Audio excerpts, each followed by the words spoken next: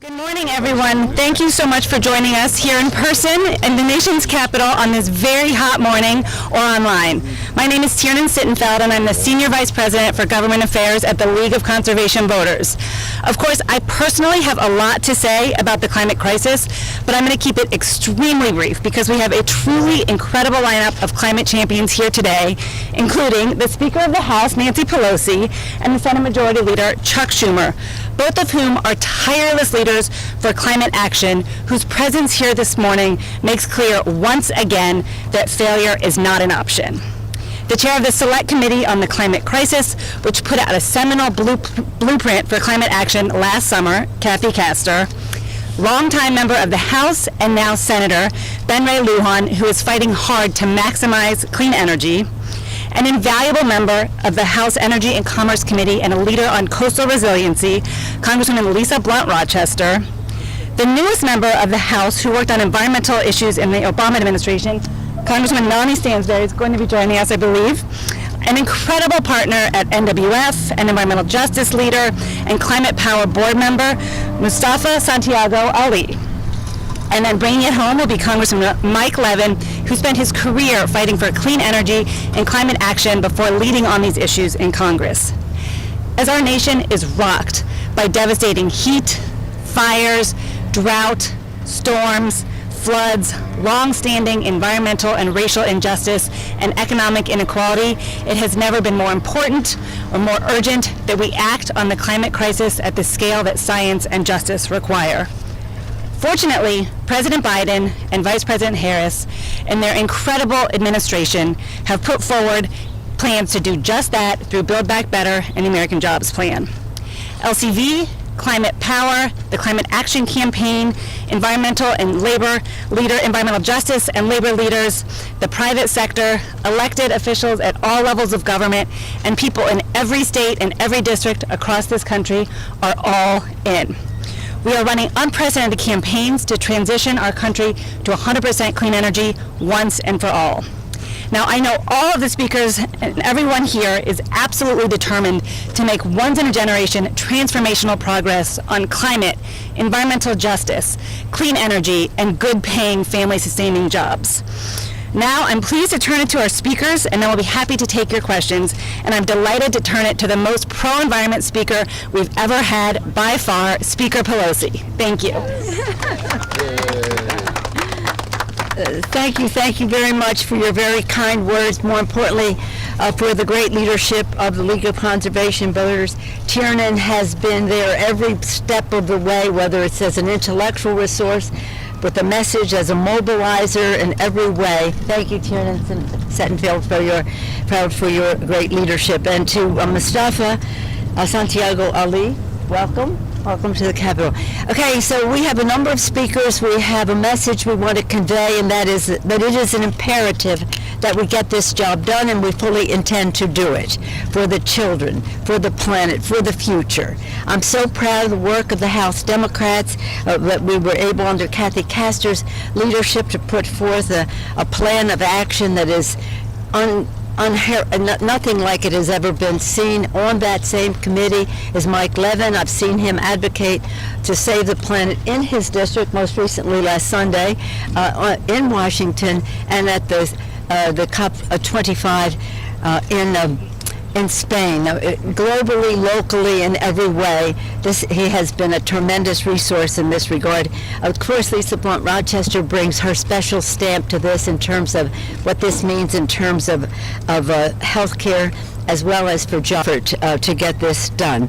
We're all honored to be here, of course, with Ben Ray Lujan, our former colleague, who did this work in New Mexico even before he came to Congress, and in the House, and now a leader in the Senate. And of course, this is a major, major priority for the Democratic leader of the Senate. It's an honor to welcome him back, always, to the House side, where he learned so much about all of this.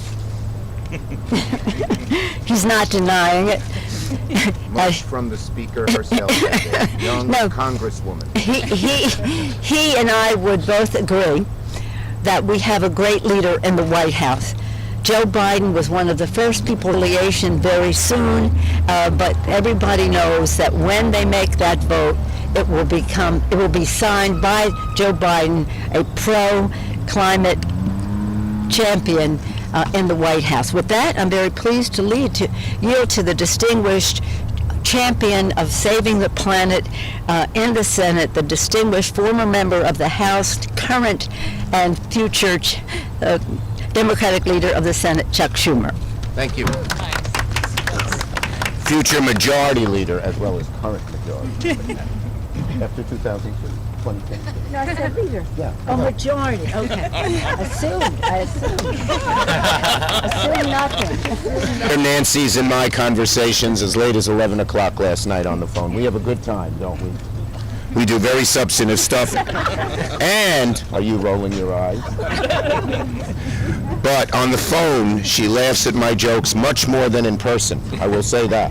Okay, it's great to be here. I want to thank our great speaker, who's been a leader on these issues for a very long time, long before she even got to the House of Representatives.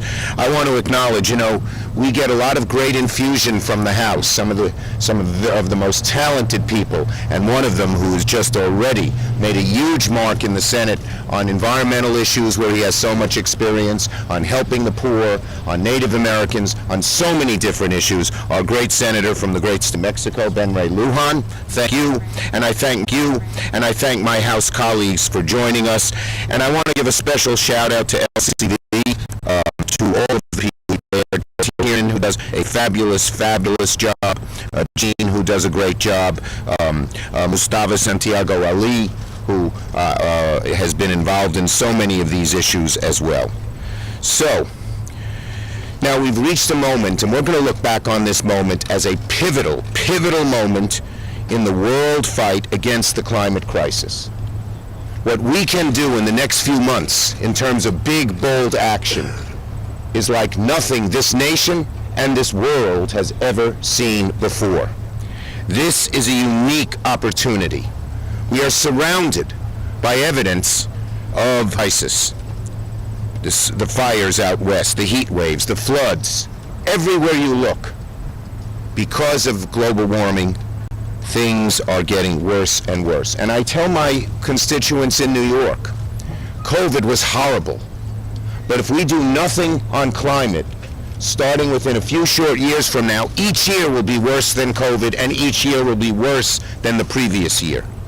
And that's why so many of us are so concerned with this, and no one is more concerned with this than our young generation. And I salute them, and I thank the young people here. Hold up those signs. Hold them up high.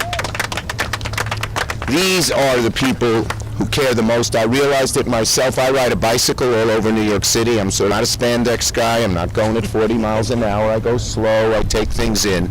And wears a helmet. And wears a helmet all the time. Thank you, Madam Speaker. And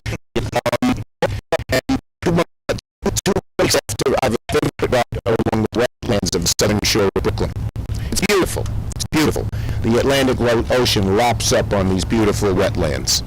And 2 weeks after my grandson was born, my first grandchild, it hit me like a ton of bricks as I was taking my first ride after his birth. If I don't do something, he will never experience the beauty that I was able to experience along these wetlands, because the ocean will rise and these wetlands will be gone. So there's just so much that we have to get done. We feel an urgency to get it done. We know that we can't let this moment pass us by. It's our time to act. And as Majority Leader, I have made it clear I will not pass an infrastructure package that does not reduce carbon pollution at a scale commensurate with the urgency of the climate crisis we face. Plain and simple, and that's what Democrats intend to do. We're united in taking on the climate crisis as we move forward with a bold infrastructure plan, the Jobs and Family Plan. And through the bipartisan infrastructure bill and the budget reconciliation bill, the Senate will make our largest investments to tackle the climate crisis and environmental justice ever in our nation's history. We're going to act in a bold and comprehensive way to reduce emissions, make our infrastructure resilient, create the green jobs of the future. The 3 legs of the stool that Joe Biden has so brilliantly put together in his plan include climate, economic justice for communities, particularly communities of color that have been left out, and jobs, good paying jobs. And in so many instances, like in the Clean Cars for America proposal, which I was proud to author and President Biden put into his plan, we have union support. We even have some industry support. It's spreading. Everyone knows the crisis. It's only the people with their head in the sand, or some of our Republican colleagues who are in the palm of the oil, gas, and coal industry who don't realize it or who don't want to realize it. But the rest of the world and the rest of the country does. And so we're going to work to reestablish the U.S. as the global leader in the fight against climate crisis, put our nation on a path to meet our president's bold commitment to reduce emissions by 50% in 2030, while remembering jobs and justice, economic justice as well. We're working on these solutions. One of the things I was able already to use my power as majority leader to do was ensure that a robust civilian climate corps will be included in the reconciliation package. I'm going to continue to fight to get the biggest CCC possible. The CCC would tackle climate change by creating good-paying union jobs, invest in climate that benefit the disadvantaged, and as the crisis comes closer and closer and more upon us, we'll have an educated core of people able to fight it, not just this year and next year, but on into the future. So let me conclude by thanking Jean, by thanking all of the groups who participated, the National Wildlife Federation, Mr. Ali, and let's go. We got to get it done. We have no choice. Our planet demands it. With that, let me call out a great leader in the House who has really been at the forefront in bringing the House, her whole diverse caucus, together on this issue, and that is Representative Castor of the great state of Florida. Thank you. Well, good morning, everyone.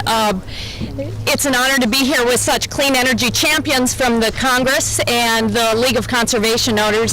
I want to especially thank Speaker Nancy Pelosi, who during her terms as Speaker of the House has made flagship issue. She understands that clean energy solutions really are our moral obligation to our kids and future generations, and that fueled raging wildfires that are scorching states. We've seen it all across the globe, but it's particularly devastating out west in the United States. And right now, there are families grappling with the loss of loved ones to extreme heat as these heat domes build over places that have never suffered through this type of heat before in their lifetimes, and people are losing their lives.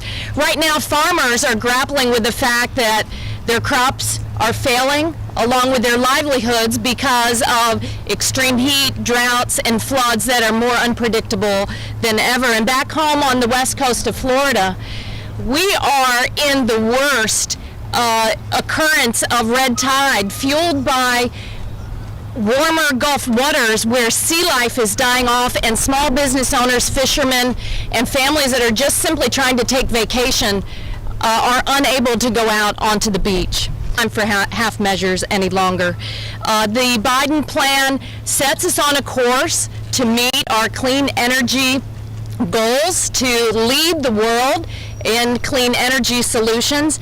And you can see that even though I cited some of the devastating consequences and the escalating costs of the climate crisis, right now there is hope on the horizon, because there are automakers out there, auto workers, who are poised to start putting together the F-150 Lightning all-electric truck that already has over 100,000 orders, good-paying union jobs. There is hope because young adults are watching here to make sure that the Senate actually crafts a significant civilian climate corps, because young people today want to solve the climate crisis.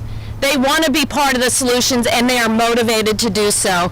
There are shipbuilders out there right now that are welding together the vessels to help deploy offshore wind turbines all across the East Coast, and hopefully now along the West Coast of the country as well.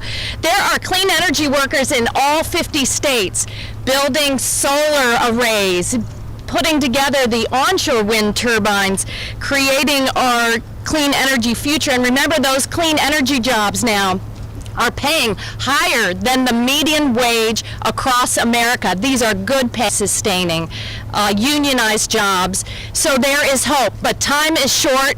We are running out of time. The Senate, I urge them to get their act together. I know that the one of the people over there among the clean energy champions is my former colleague and very good friend, Senator Ben Ray Lujan, who is in the arena every single day fighting for clean energy and good paying, family sustaining jobs to solve the climate crisis. Ben Ray? Well, I want to thank Chair Castor. Kathy, thank you so much, Representative, for the work you are doing leading the Climate Crisis Committee. Speaker Pelosi, who is relentless and reminds us that we must meet this moment. She's continued to bring us together to encourage and inspire the country with not just our newest U.S. Representative, Melanie Stansberry, but also Reynaldo, who is a recent graduate from New Mexico that is working with LCV as well. Tiernan and Jean, I want to say thank you to you and to LCV for the work that you are doing. We all understand what's happening across the country, and if you need to get a better look, and if you're not yet convinced, look out west. Those fires that my colleagues have talked about that are devastating communities, that are making it harder to breathe. We're seeing reservoirs that have record lows when it comes to water availability. That also means less electricity that will be produced as well. This is devastating. It's hurting farmers, it's hurting food production, it will create more famine around the world. It's a national security threat. Just look to the warnings that have been included from reports from the Department of Defense, not just under President Barack Obama, but under President Trump. It's a national security crisis. We must meet this moment. And so as the climate crisis continues to threaten our livelihoods, our health, and our well-being, look at those record-setting temperatures, the violent storms and natural disasters. But here's the upside of this. We have an opportunity right now to meet this moment. Great, good jobs. Chair Castor laid them out. The work that's already being done across the country. There are elements that are already included that we know about that have been announced by Leader Schumer. The budget resolution includes that Civilian Climate Corps to create an army of people across America that will meet this moment as well. The framework creates a clean electricity standard that I had the honor of working with Chair Castor, with Speaker Pelosi, with United States Senator Tina Smith, that was included in the climate crisis report that will reduce emissions the most of any piece of legislation that was included. Plugging abandoned oil and gas wells across the country, reducing methane emissions. So in the end, we know that this climate crisis impacts all of us. We cannot let up, and we have to meet this moment because are counting on us. It's an honor to be able to turn this over now to one of our other colleagues that has been championing these issues, that makes a positive difference every day, and that's none other than our very own United States Senator Lisa Blunt Rochester. Senator. Oh, did I say Senator? That was not In a few years, we'll be announcing that, but Representative Blunt Rochester. Thank you so much. Thank you, Senator Lujan. Madam Speaker, Leader Schumer, in your absence, colleagues, guests, I'm so proud to be standing with some real environmental champions. I want to especially thank LVC, the League of Conservation Voters, for your tireless work and efforts. I have to admit, last night I really struggled. And I know everybody's over there, but I'm going to tell all of you who are still over here, I really struggled with how to, in a few minutes, really talk about the fate of our planet and her people. I went to sleep, I woke up, and I prayed, and then I just a show of quotations. Today's book that I pulled with my eyes closed was Martin Luther King. And I opened up to page 8, and there's a quote that says, "All men are caught in an inescapable network of mutuality." The bottom line is we're all in this together. We are connected to each other. We are connected to this planet. And so that's why today there is a sense of urgency. There is a call to make sure that we get the bold investments that are necessary to meet the moment. You see, in Delaware, it's not about potential impacts. It's not about hypotheticals. We are the lowest lying state in the nation, and we are living the impacts of climate change and extreme weather every single day. When our president or I travel our state, we see environmental justice communities where when it rains, it floods. We see farmers who don't know how to predict the weather, so therefore they don't know how to predict the crops. We see our beaches erode We also see young people, like my niece, 17-year-old Hannah, who are scared to death of what the future holds and if there will even be a future. But while our plight is one of global proportions, so too are the opportunities for transformation. As the former Secretary of Labor of Delaware, a current member of the Energy and Commerce Committee, and the co-founder and chair of the bipartisan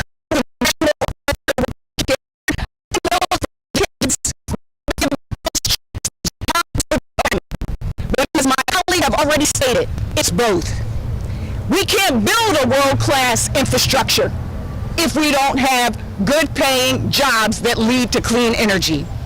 It is the intention of saving the planet and those who inhabit it, protecting our health, creating good-paying jobs, improving our quality of life, and ensuring equity, and justice for all. We must be bold, we must be brave, and our investment must be big enough to meet the challenge of our generation and the generations to come. We can do this. Can we do this? Yeah. We can do this. So let's do it. Yeah. I am now pleased to introduce one of our newest members, the gentlewoman from New Mexico, Representative Melanie Stansbury.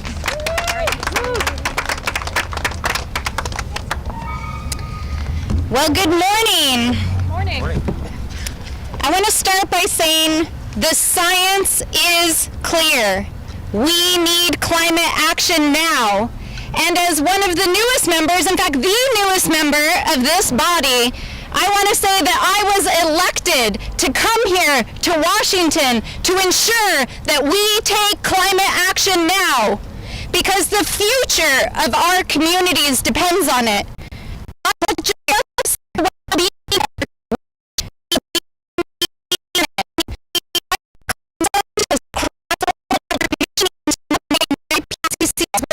Because the science is clear, we must take action now. We need critical investments in our communities. We need investments in clean energy. We need investments in resilient infrastructure to weather the impacts that are already happening to our communities, from drought to catastrophic fire to heat waves, to ensuring that our communities do not find themselves underwater or without a capacity to support themselves, to sustain food security, and to ensure that we are not only providing a resilient, equitable future for our communities, but that we do an equitable for the entire planet. The survival of our planet, our communities, and our country depends on bold action now.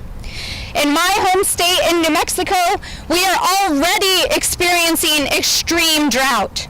Our communities, which have lived for thousands of years on the land, are facing an uncertain future because of climate change. We are already experiencing these impacts, and that is why we need bold action now to invest in our communities, to invest to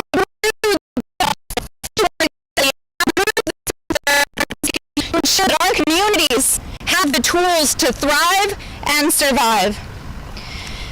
The time is now to be decisive, to be brave in our policy making, to be bold in our investments, and yes, to lean into the science, because we have to build a future that is more just, more equitable, and more climate resilient. And that means Congress has to act now. And with that, I want to thank you all. I want to thank my colleagues for their tremendous leadership on this issue. And I will now turn it over to Mustafa Santiago with the National Wildlife Federation. Good morning, everyone. Good morning. Let's try it again. Good morning, everyone. Good morning. This is a historical moment. This is a transformational moment. Some would even say this is our lunch counter moment. We have an opportunity to make real change happen, but we have to be serious. We have to be focused, to be authentic. On this historical moment also, let me just call out that today is my mother's birthday. How many folks here actually love your mama? Raise your hand if you love your mama. Everybody look around. You got some cameras. Catch them. You know, my mama taught me some incredible lessons. She raised a family in Appalachia and in Michigan of union workers. So we understand the value that exists inside of that space of making sure that folks have jobs that can be transformational, jobs that can actually make a real change happen inside of communities across our country. And we also under Back Better program that the president has put in front of us. We understand inside of that is the clean economy. And inside of that clean economy, we can help to address the environmental injustices that still happen across our country, to change that dynamic and to actually help to also build wealth inside of the community.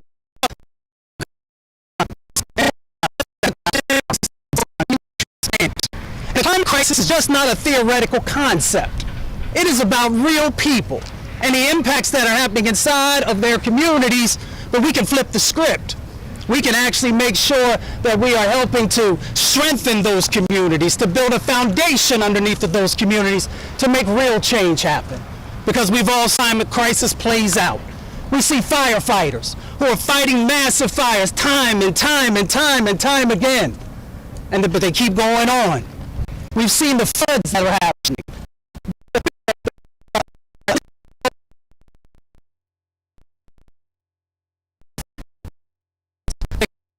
Folks are trying to how to escape and how am I going to get back home?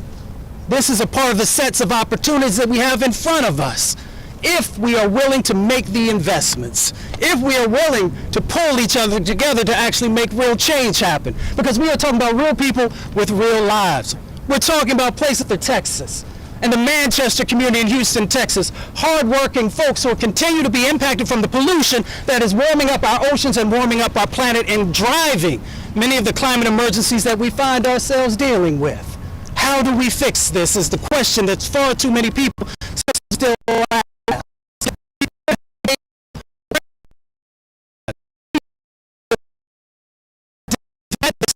To make real change happen. We know that we got to make real investments. So the climate energy tax credits are so incredibly important. $500 billion to make sure the structure underneath of solar and wind and electric vehicles and charging stations, and to make sure that there is equity in that process where no one is left behind and everyone has the opportunity to benefit from that.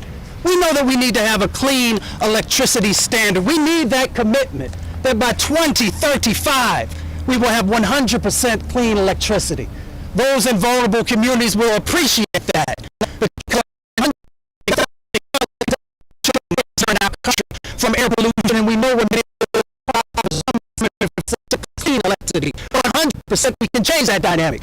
The brothers and sisters in Detroit on the southwest side, when they look out and they see those refineries, understand the changes that have to happen.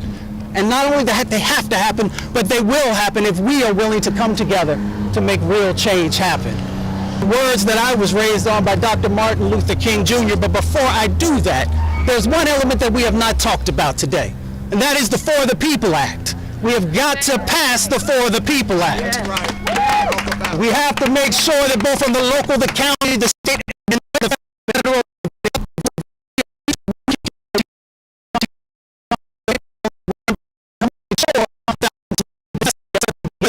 places who have been unseen and unheard We can do that today.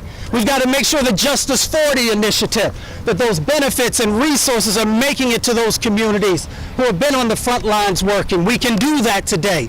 It's about the Climate Corps and how we can strengthen our natural infrastructure and how we can make sure that we are mitigating many of the impacts that we see in front of us. Dr. King said that we come to these shores in different ships, but we're all in the same boat now.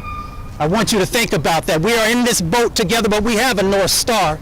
The North Star is our new economy that is driven by justice. I'll share this with you as I close.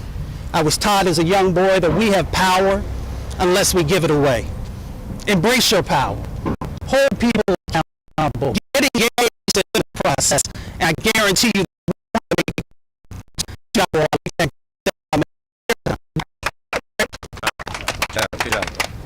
Hi everybody, I'm Mike Levin from Southern California. Mustafa's a hard act to follow, I've got to say.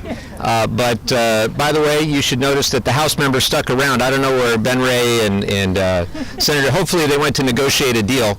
But I told Senator Lujan, who we miss very dearly, that we are ready to stay as long as it takes if the Senate sends us a deal. And we miss him very much in the House. We miss him on the Select Committee. I want to thank LCV, Tiernan and Jean and everybody that's involved. You've just been amazing to work with. We're so honored to continue our work together. I want to thank Chair Castor for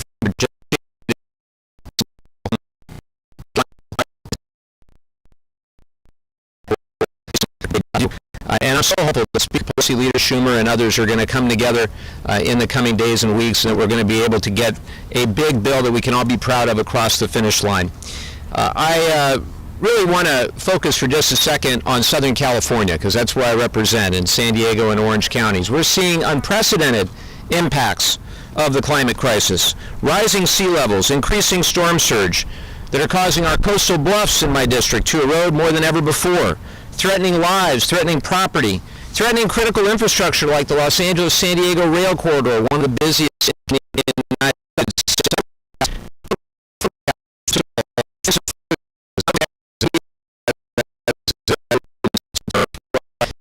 Climate change is happening theoretical for us in Southern California. We see it, we feel it, our economy is suffering because of it.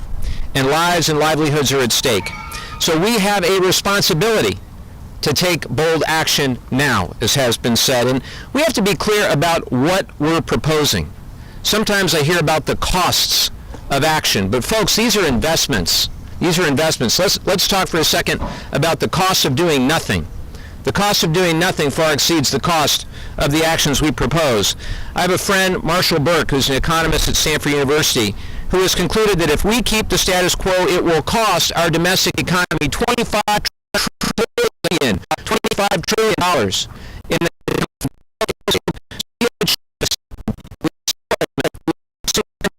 today, or we pay. Remind your friends of that the next time they claim that all of this is going to cost too much money. Remind them that doing nothing costs more.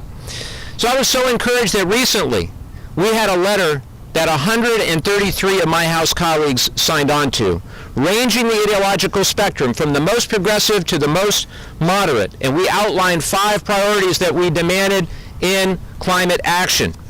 Number 1, 100% carbon-free energy-powered electricity grid by 2035 that promotes electric vehicles. Number 2, the basic right of clean water by replacing lead pipes and service lines. Number 3, millions of high-quality, well-paying union jobs in the domestic clean energy and manufacturing.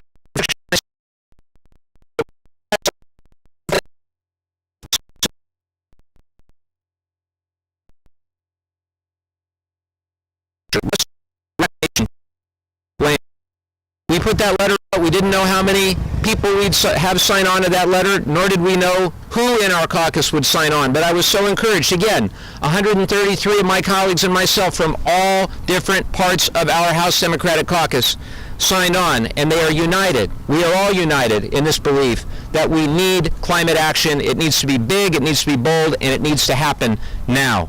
On behalf of our children, my wife and I have 2 kids at home, ages 9 and 7. On behalf of their children someday, we have to meet this moment. We have to take action that is commensurate with the science. We have to go with our heads held high.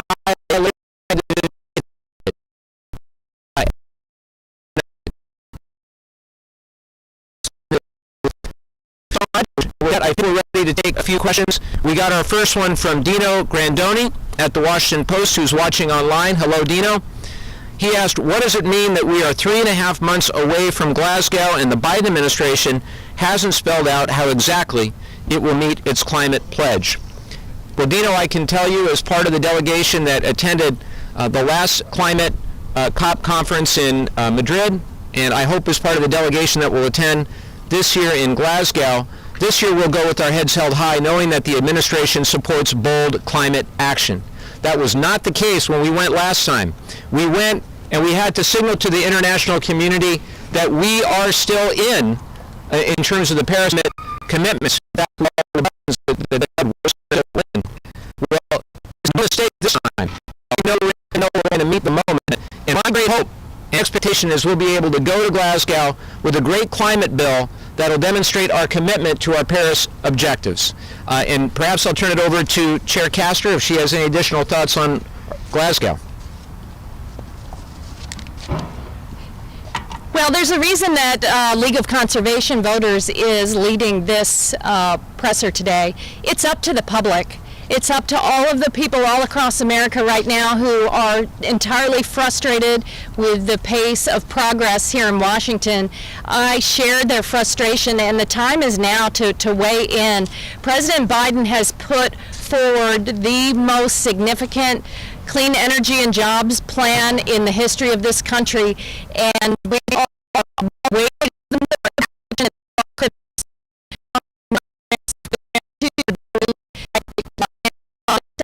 that meets the goals for clean energy, reduces carbon